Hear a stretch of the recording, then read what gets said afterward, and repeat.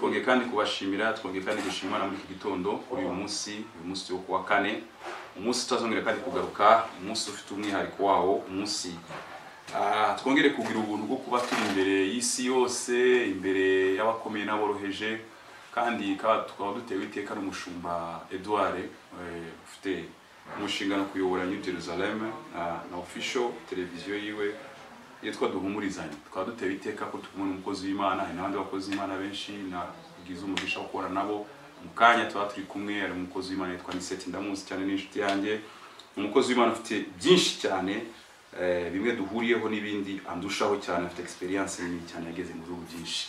Rero turashimye Imana kumubona, kumuvugaho. Burya ujye wemera umuntu, biriya bavuga ngo twemerane nk'abakozi b'Imana, kandi ubona umuntu utakwemera buriya cyangwa se atemera abandi uzamugirira ikibazo. Reka tubaye dusenga Imana, kwari kumuramutsa, turi kumwe nawe na Edouard, turi kumwe na madame yo, turi kumwe, dutewe iteka no kuba kuri televiziyo Duhumurizanye. Uwiteka Mana nyiri cyubahiro, urakomeye kandi urahambaye. Les prates à la faire brasser la tête crucifiée. Uri Imana yo kwiringirwa, uri Imana y'imbaraga. Uwiteka Data, twe twatungurwa nk'abana b'abantu, ariko wowe ntabwo ujya utungurwa. Imyaka ishize ari myinshi tutabonana n'abantu, ariko wowe Data wari uzi ko uyu munsi hari byinshi, wari uzi ko uyu munsi hari fixation y'ibintu byinshi. Uwiteka Mwana, ibitashoboka kubona ko abantu babonana mu bihe bitambutse bya lockdown, Mwami Data twese mu ijuru, ariko wowe uri Imana ikomeye, uri Imana y'imbaraga. Muri iki gitondo rero tugiye kubwiriza iri jambo. Uwiteka Mwami Data, uriherekereza imbaraga zawe, kandi Mwami Data nyuma y'ijambo ryawe ndabizi haba ari imbaraga zisunika za Mwuka Wera. Umaze kuza uri jambo, waravuze ngo nta kindi gisigaye ngo nuko mbohereza Mwuka Wera, ngo uwo niwe la plata la cerebrato cerevro, ngo niwe uzemeza abantu ibyaha. Ntabwo bavuga butumwa dushinzwe kwemeza la sefra de men, ntabwo dushinzwe kwemeza abantu ibyaha, ntabwo pastor ashinzwe kwemeza oya, ahubwo akamaro ka Mwuka Wera niwe. Ngo bageze saa 3 ngo bacumita umutima, ngo baravuga ngo natwe turihariye, ngo turashaka kumenya. Turagushimye muri iki gitondo mu izina rya Yesu Kristo Nazareti, amen. Turi bugarire ku ijambo rigufiya, dutewe iteka no kuba turi kumwe n'umushumba Reverend Pastor Edouard, akaba ari umushumba wa New Jerusalem, kandi kuri televiziyo yiwe Duhumurizanye. Turi kumwe nawe kandi turanezerewe. Reka duvuge ijambo rero, ijambo ryatuzanye kuko ryo rifite imbaraga, ryo rifite uburemere. Turavuga hejuru ya teme ivuga ngo ntugatinde ku byo abantu bavuga kudashoboye, ahubwo jya utinda gushaka uburyo wakora ibyo abantu bazagukeneramo. Ndasubiramo iri jambo, ntugatinde ku byo abantu bavuga kudashoboye, ahubwo jya utinda cyane gushaka ibyo abantu bazagukeneramo. Yesu ashimwe cyane. Tugiye gusoma igitabo cy'Abacamanza ibice bya 11 by'umugabo witwa Yefuta. Inkuru za Yefuta mwese murazizi. Umutwe w'amagambo uravuze ngo Yefuta atoranizwa kuba umucamanza wabo. Nuko Yefuta umunyagaliyadi wari umunyembaraga w'intwari, kandi yari umwana wa Maraya. Kandi Galiyadi uwo iwe bamubyaranye, Yesu ashimwe cyane, iwe bamubyaranye. Ariko umugore wa Galiyadi amubyarira abahungu. Abo bamaze gukura birukana Yefuta, baramubwira bati nta mugabane ufite mu bya data kuko uri umwana w'undi mugore. Nuko Yefuta ahunga bene se, ahunga mu gihugu cyitwa Itobu, aturayo. Maze Yefuta ateranya abantu b'inguguzi bakajya batera abandi. Murongo wa 4. Hashize iminsi irashize iminsi irarangiye Abamoni barwana n'Abisiraheli. Ku murongo wa 5 ngo nuko Abamoni bakirwana, abakuru b'Galiyadi batuma kuri Yefuta ngo nacikuke ave mu gihugu cy'Itobu. Baramubwira bati ngwino ube umugaba wacu tubone uko turwana n'Abamoni. Yefuta abwira, umurongo wa 7 nkunda, Yefuta abwira abakuru b'Galiyadi ati mbese simwe mwanyanze mukanyirukana mu za data, niki gitumye muza kunshaka ubu kuko mubabaye? Yesu ashimwe cyane. Twavuze ku magambo dufite teme ivuga ngo ntugatinde ku by'abantu bavuga kudashoboye. Erega ari byinshi udashoboye. Harimo abantu biga physique kuko ariyo bashoboye, harimo abantu biga mathématique niyo bashoboye, harimo abantu biga linguistique, indimi n'ibindi nibyo bashoboye nyine. Rero ntabwo ushobora kumbwira buriya diplome zose zirangana. Impamvu zingana nuko iyo basohoye diplome hari ubwo bavuga ngo uyu ntiyatsinze, mu bantu badafite diplome ntabonekemo. Ariko iyo ugiye Butare cyangwa se iyo ugiye Kiste bagusaba diplome, ntabwo bareba ngo wiziki filiere wizemo, kariyere wizemo, ipfa kuba matchinga na ushaka kuri kaminuza, bahita baguha faculty ushaka uko ubu matchinga na filiere uba warizemo muri secondaire. Rero uyu mugabo yitwa Yefuta uko yavutse, Yefuta uko yabayeho, byari bifite byaramwafektaga kuko yari umwana wa maraya. Birashoboka ko uyu munsi ubuzima uri kunyuramo wibutse neza ku buzima uri gucamo bushobora kuba buri affecte y'ibintu wavutse. Birashoboka ko so yakubyaye uyu munsi yakubise kanyanga, agahura na nyoko, bagahurira muri bitumwice, agahurira n'ahandi hose. Ariko ibyo byose uri kugenda ucamo ni ingaruka z'ikintu cyasamwe nuko hari harimo situation imeze gutyo. Ariko ndagira mubwire ngo iyo situation uri kunyuramo, ubwo buzima uri kunyuramo, ubwo buzima wari kubona wawe ubwawe budafite agaciro, ntabwo bufitanye kontra n'ikimana ivuga ku buzima bwawe. Reka mubwire, Dawidi yanyuze mu bigeragezo byinshi, yanyuze aho yigira umusazi, acira inkonda, ariko ntabwo byakuragaho ko Dawidi azaba umwami, ntabwo byakuragaho Dawidi ko azaba igikomangoma, ntabwo byakuragaho ko Dawidi azanesha Abafilisitiya ngo bakamuzanira bakamuha indabukirano. Reka mubwize ukuri, ubuzima uri kunyuramo bagukubita priavo kajya ku murenge, ukiruka utuntu ku mutwe, baba waracitse imipanga muri 1994, ukaba waratawe n'uruzi, ukarekwa n'uruzi n'ibindi bintu byose, ntabwo byavugaga yuko ku mpera z'ubuzima bwawe ikimana yavuze kuri wowe kizaba kidahari. Oya, Yefuta rero bamaze kumwirukana, Yefuta bamaze kumureka, naramukunze cyane. Ntabwo yagiye ngo abumunebwe. Reka mubwire, muri iyi minsi ari wano dufite abanebwe, isengero zarafunzwe. Yewe reka twicarire dusubire muri Sipongo. Isengero zarafunzwe, ubu pastor none mukabyaranga najyaga ngira ku rujya kandondora, none ubu ngubu mukabyara ijipo ninge nayo nakubitizo hasi nuzo hejuru. Reka mubwire, uyu mugabo Yefuta bamaze kumwanga, uyu mugabo Yefuta bamaze kubona ko bamaze kumwiruka. Nagira mubwire ngo abantu, reka mubwize ukuri, nta kindi kintu babereye no kugutesha agaciro, kuko iyo umuntu atagutesheje agaciro ntabwo umenya agaciro kawe. Ndagira mubwire ngo iyo umuntu atagutesheje agaciro ntabwo umenya agaciro kawe. Abagabo bakomeye muri iyi si bose duhere kuri Mandela afunzwe imyaka irenga 25, amaze kugera muri gereza, amashagaga yari afite yose yamenye agaciro ke ko ari ukwitonda no kuyungurura ibintu, abwira ubwoko bwe bw'abazuru bagati ibintu byarahindutse. Arimo n'abazuru benshi bavuze ngo Mandela ashobora kuba yaramuhinduye ubwonko, ntabwo akiri Mandela tuzi. Ariko Mandela yaravuze ngo ntabwo ikintu cyitwa kwihorera aricyo cyasimbuzwa, aho baravuga ngo aha mahoro niyo yasimbuzwa ibyo abantu badukoreye. Ndagira mubwize ukuri yuko ibyo uri kunyuramo byose, ibyo uri gucamo byose ntabwo bifitanye kontra n'ikimana yavuze ku buzima bwawe. No, ibyo ni ishuri kandi riri hafi kurangira. Ndagira ngo utangarize yuko riri hafi kurangira. Uyu munsi ko dusa gutya ntabwo imyaka yatambutse ariko twasaga. Edouard arabizi, Yesu ashimwe cyane. Nibuka igihe kimwe turi kumwe n'umugabo umwe, nashatse kuvuga izina muri kano kanya, twigeze kuva haruguru urusengero rumwe batwimya gatuti, imvura iraducocagura, nari mfite igiceri cy'ijana, ndagira ngo n'ubundi ni handi turi bugitegereje gatwiri ubunyobwa. Yesu ashimwe cyane. Ndagira mubwire ngo ariko uyu munsi ntabwo bibujije ko umwana cyangwa se aho dutuye hari Imana yamaze kuzamura ubundi buzima. Reka mubwire, ikintu cyose uzahura nacyo gishaka kugukura mu mugambi w'Imana, reka mubwire uzafata ibihe wegera Imana.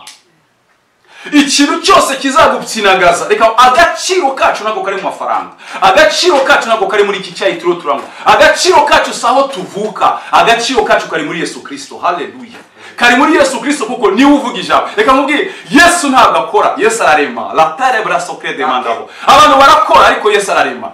Uhere mwitangira bavuga ngo nuko Imana irarema. Abantu rero reka mubwize ukuri, iyo Imana yaremye iki, Yeremiya yavuze ngo nibasha kugira ikirema tata kisi brise la fo bikagikomeza. Reka mubwize ukuri, uw'Imana yakomeje imiyaga iraza ikamusiga, uw'Imana yakomeje imigu rabasara rokoteza la fe, intambara ziraza. Icyatumye usigarawe nuko Imana yagukomeje, nuko imipanga amagrenade bateye, amasasu barashe, ntabwo uwari wambaye antibari cyangwa jacket proof. No, ahubwo nuko wowe ubwawe hari ikimana yari yagukomeje muri wowe. Icyo cyatumye parabwira ngo icyatumye gusigaza ikereti ni ukugira ngo utungane ibidatungana. Yefuta afata umwanya avuga ati uyu ni umwanya mbonye, ubundi umwanya abakozi b'Imana muri iyi minsi bari muri lockdown. No, nturye ubugari bwinshi, uzane fat belly, uzane inda. No, kora sport ahubwo shaka ibihe byo gusabana n'Imana, jya mu masengesho y'ibihe birebire, kuko nyuma yanga la tespro de la fore breze hari tere nyuma yanga hari ibibuga bigiye kuza by'ibitangaza, ubwira indwara ikagenda, kuko tuvuye muri faze yo kubwira abantu ubutumwa, tugiye kujya muri faze y'ibitangaza. Ndavugana nawe, tuvuye muri faze yo kubwira abantu logos, tugiye kujya muri faze ya rema. Lelalo tisalafo, tuvuye muri faze ya logos y'inyuguti, tugiye muri faze yo gukora action. Yesu ashimwe cyane. Niyo mpamvu rero pastor nkubwira, evangeliste, prophète, subira ku mavi, ongera wumve, ongera connect yourself.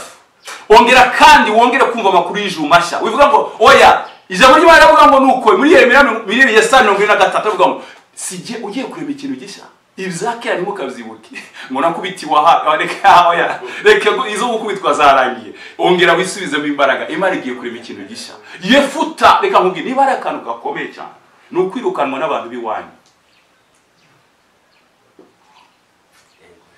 Kwirukanwa abantu biwanyu. Buri abantu bo hanze bakwanga ariko so yakwanze cyangwa nyuko yakwanze amaraso yawe yakwanze ni ikintu gikomeye cyane. Bloodline generation yawe yakwanze kiba ari ikintu gikomeye cyane. Abantu benshi dufite ibikomere yuko uyu munsi twakijijwe, dufite ibikomere yuko uyu munsi twakijijwe, ariko abantu bo hanze bakatureba bagasa nkaho badushira ku munzani. Ibyo ngibyo ntacyo byagutwara. Bureka nkubwire ubaye ufite umugore utakwemera ni ishyano ribikomeye rikomeye cyane.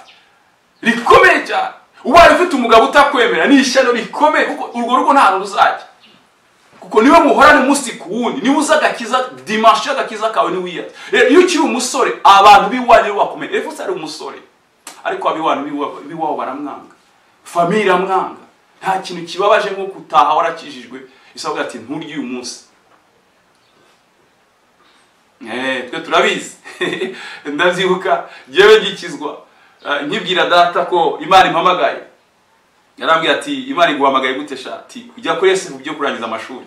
Nambwira ngo Imana yambwiye ngo ndekera ha amashuri izongera kandi ugiye cyo kuyasubukura kizaza. Yarambwiye ati sawa nta kibazo.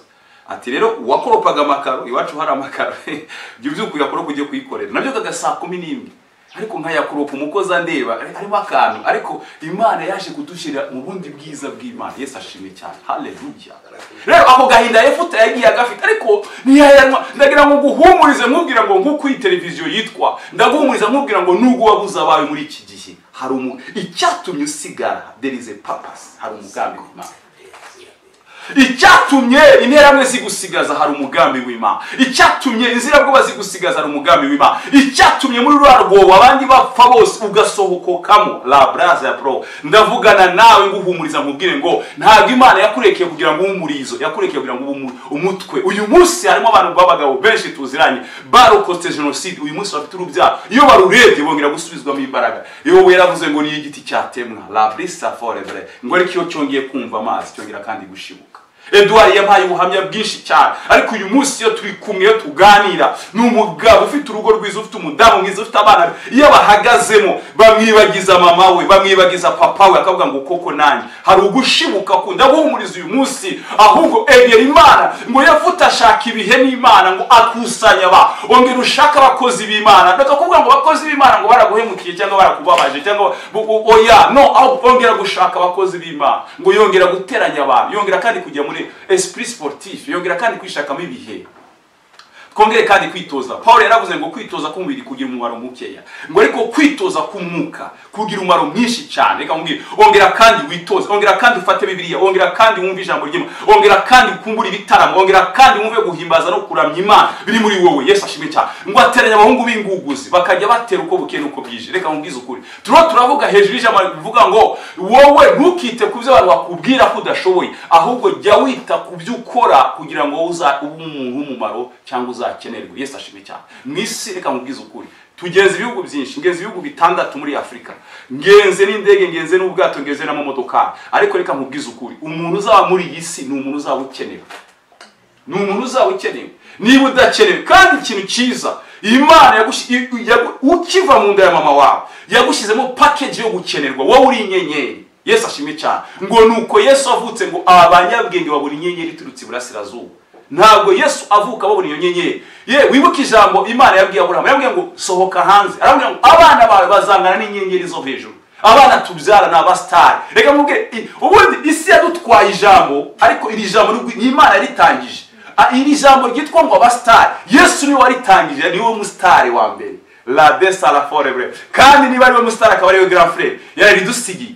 Nitwe bastari dukera ku ndwara tutarize shimi. Indwara ikagera atise dole brosarafo.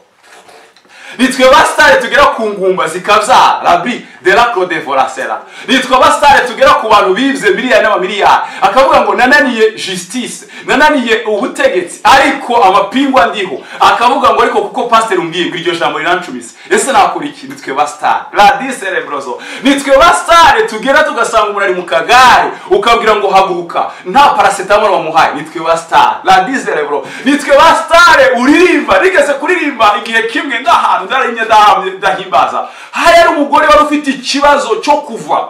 Ngo yarakimaranye imyaka myinshi. Uwo mugore ngo turahimbaza ngo nuko kuva kurakama. Kumaze gukama ngo aravuga ngo ariko ngo nabyumvise ngo nuko tuje guhura bwa karanga ngo Adamu ngo ntukisuzugure ngo ufite imana muri wowe y'ubustar. Iyo mana ngo igihe wari uraririmba wari urahimbaza Imana.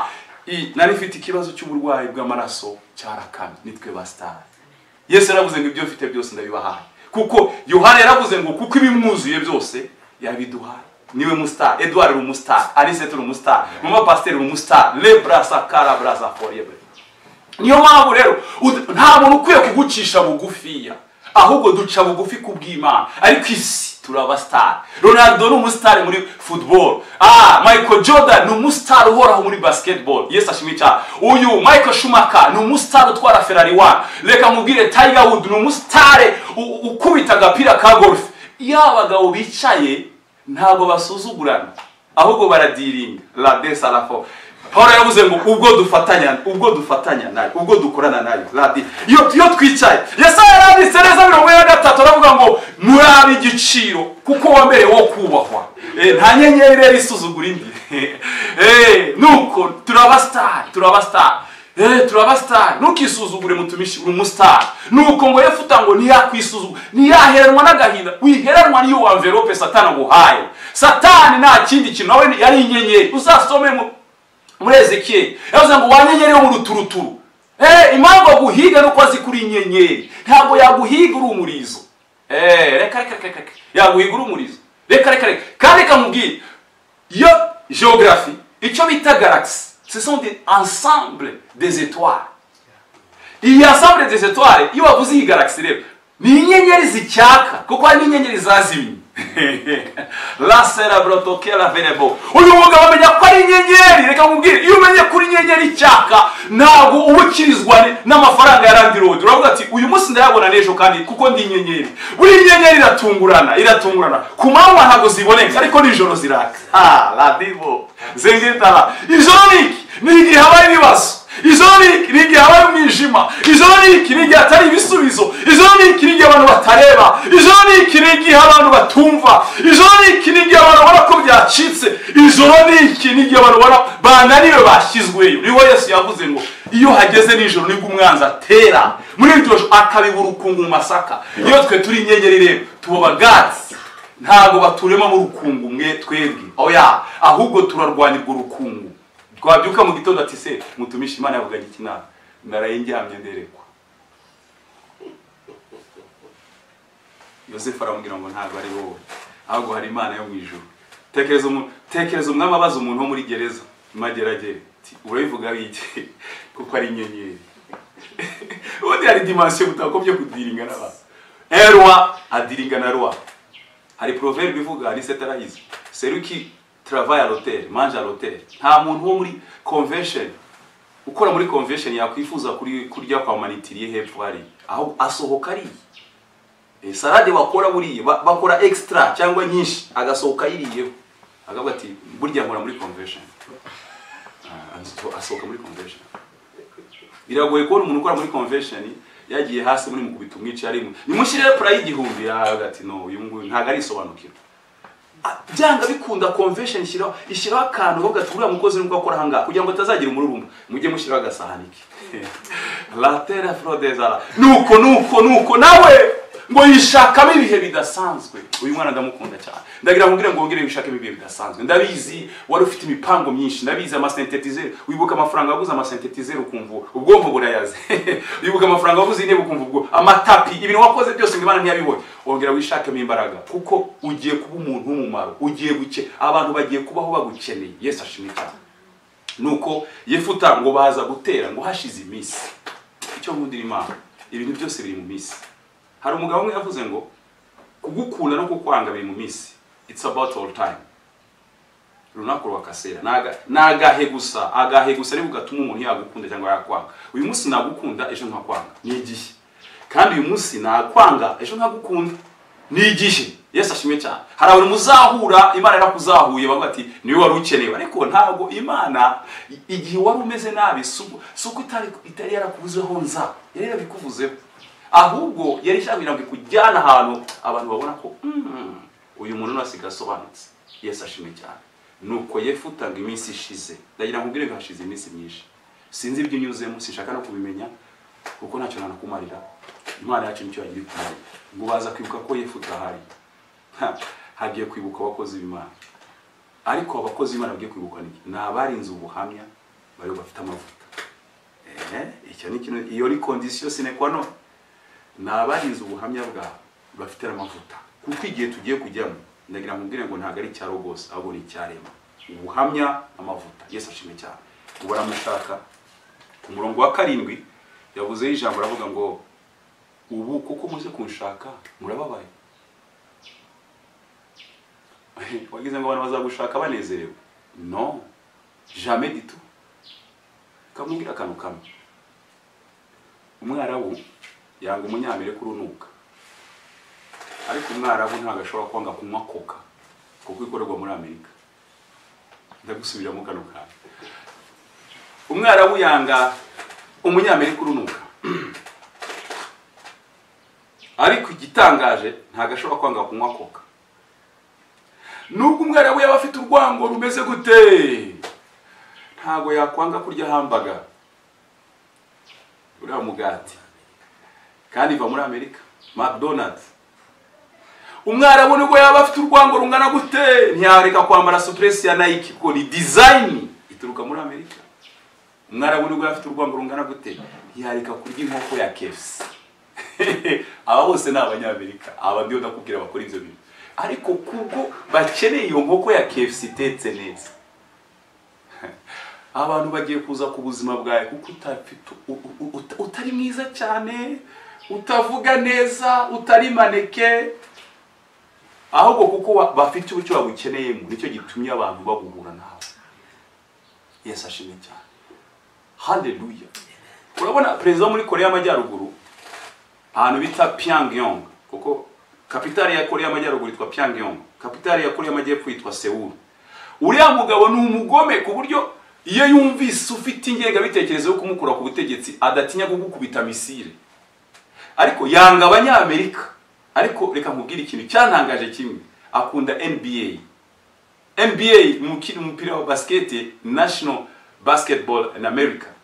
Ariko muri we amasaha tuyirebera saa 7:08 z'ijoro aba yicaye areba NBA.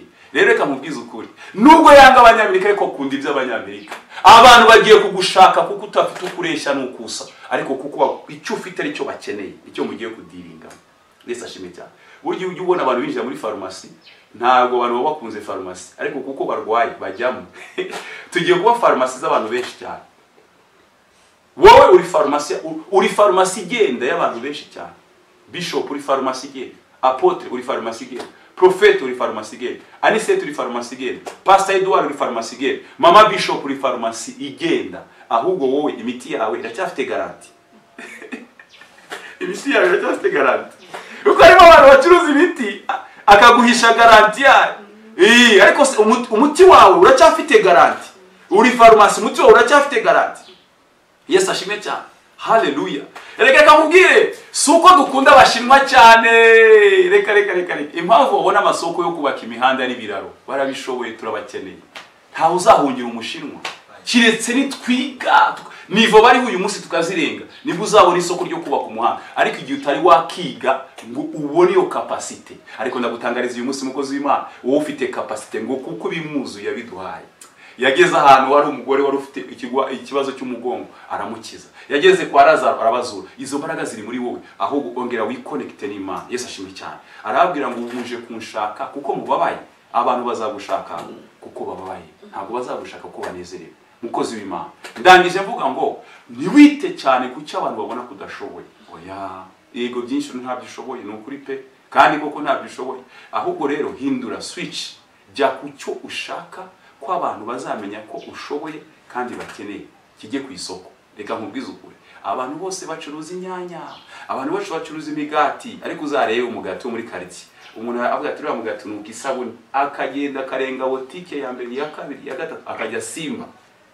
Kandi ushobora no gusanga n'uwo mugabo nawe yari yandanze akajya avuga ati mujye muzana umugati wa Simba, ariko kuko umuntu afite reputation mu butike ko iyo ufashe Give ukayegeranya n'umugati, Give n'agasabuni gafata vuba, ikintu cyose cyegeranye na Give ihita icyanduza. Ariko umuntu akarenga botike imwe ya mbere ya kabiri ya gatatu akajya kugura umugati muri Simba. Yesu ashimwe cyane. Ndagira nkubwire ngo uyu munsi utinde gushaka icyo abantu bagukeneyemo kurusha kwita ku cyo abantu bavuze kudashoboye. Kadusenge Imana. Turagushimye Uwiteka nyiricyubahiro, turaguhimbaje Uwiteka mwami wacu. Nitwitaye ku magambo y'urucantege y'abantu batubwiye ko tudashoboye, kuko na Yosefu baravuze ngo reka tumwice turebeho inzozi zizasubira.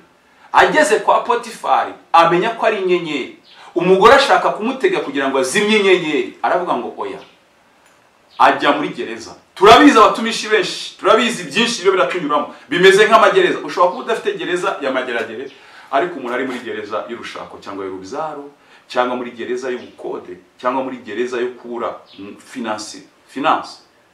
Ariko mwami data twese umujuru ntabwo bikuraho ko inyenyeri yacu itazaka. Inyenyeri yacu yakomeje kwaka kugeza igihe yavuye muri gereza arazamuka ajya kwa Farawo. Uyu munsi turavuga ibitangaza bye, ariko uyu munsi mwami data twese umujuru natwe turisobanukiwe.